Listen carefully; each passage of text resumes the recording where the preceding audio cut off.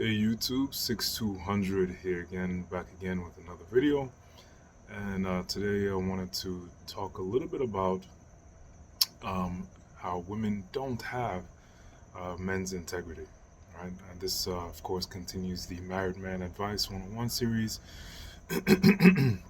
Excuse me. So, what do I mean by that? What do I mean by women don't have our integrity? Well, as we all know, at least for the most part, men and women are different. Our brains are wired completely differently. Our bodies are completely different. And as such, we are designed oftentimes to uh, oppose each other, but not for the purpose of making war, but for the purpose of needing one another in order to be something greater than either can be on their own. That's the way I view it. I think that's the most natural way to explain men and women um, working together, right? We actually do need each other. Now, because of that fact, right, if you think about how men judge each other, men compete. We compete with one another. We hold each other accountable based on our performance, right? You look at athletes, right? Athletes are competing, right? It's about who has the highest skills, who's the best, who has the most fortitude. Same thing when you look at fighters, right? These are all arenas that men typically are very attracted to, and we come together into these gladiatorial types of arenas to figure out amongst ourselves who is top dog, and underneath top dog, who is second best, who is second most capable, third, fourth, so on and so forth. This is our natural way. It's one of the reasons as to why men fall into a very natural hierarchy in any environment where we gather. There's always a hierarchy amongst men.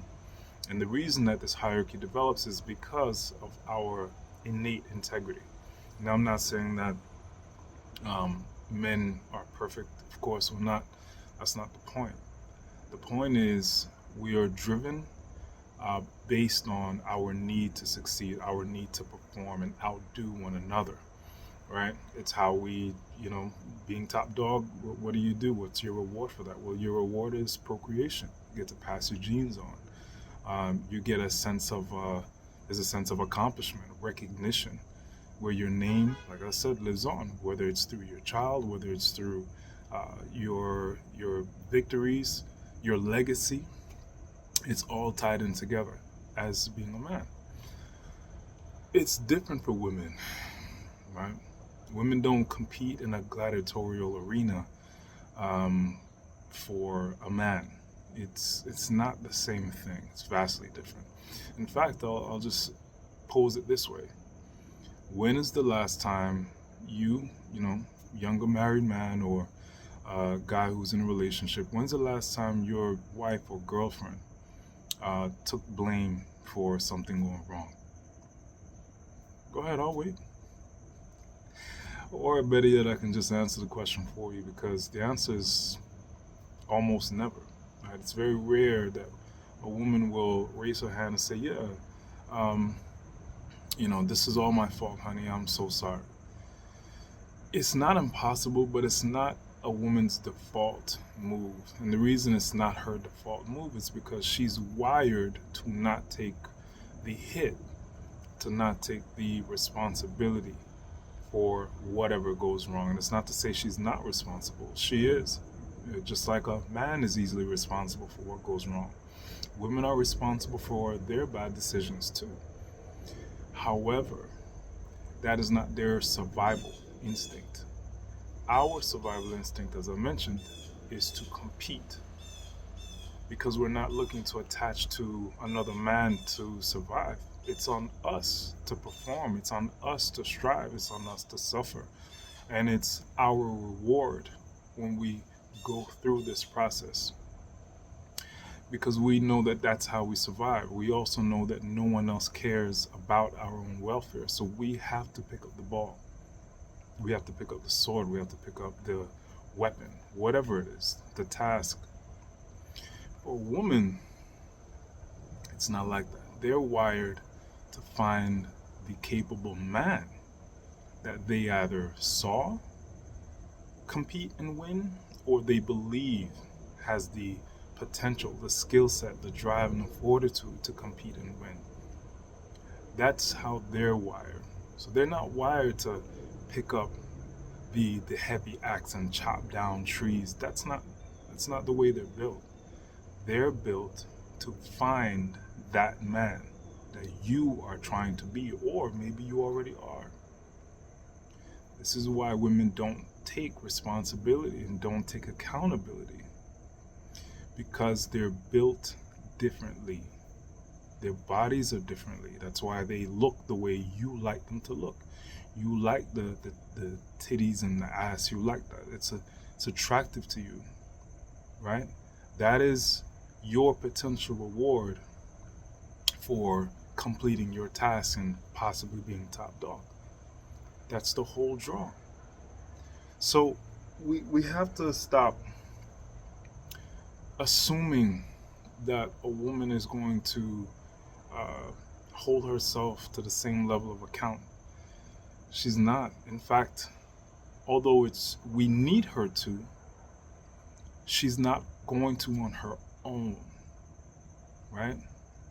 This is where the system comes in. This is where the culture comes in, the traditional culture comes in, that would effectively force her to hold herself accountable, or hold another woman or another group of women accountable, in order to keep the deal, the contract, effective and active. Just like it's not really in our nature to just be with one woman. It's not really the case. But in order to create a society and build that society, in order to build a family, there's a sacrifice that we as men have to undertake, and it's give up all the imperatives of planting the seed everywhere and devoting our time and resources and energy to one woman that we can build that family with. And for her, it's against her biological imperative to be at fault. But we are going to require her to take some responsibility for her decisions in order for her end of the deal, of the contract, to be upheld. That's the difference. So effectively what I'm saying, gentlemen, is this. You have to understand and accept that it is not natural for your woman to just raise her hand and be at fault. They almost never do that, and that's no accident, it's no mistake. But if you want this, and you should want this, you have to change the environment. And if you can't affect change in the environment in which you occupy, then you have to find an environment that will enforce responsibility and accountability on everyone, especially women, because they will not do it for themselves. That's the point of the video. I just wanted to keep it real short and sweet. Just explain that, look, we're different, and our integrity is not theirs, right? We pride ourselves on it. We pride ourselves on our success, especially by our own hands. And women don't. That women don't care. They're not built that way. And there's a reason. If you think about another thing, what's the oldest profession on the planet? Prostitution. That's a lack of integrity based on our standards. But for women, the reason prostitution has always been around and will always be around is because they're not built like we are. They are built to do whatever it takes, use whomever they can in order to survive. You gotta accept that. That is the truth of women. Okay? So don't pedestalize them. But if you want to be able to work with a woman, especially within the confines of marriage, you need to be in the right environment. That's the only way it's going to work. That's it. Short and sweet. 6200 out. Thanks again for listening, and I will catch you guys on the next one.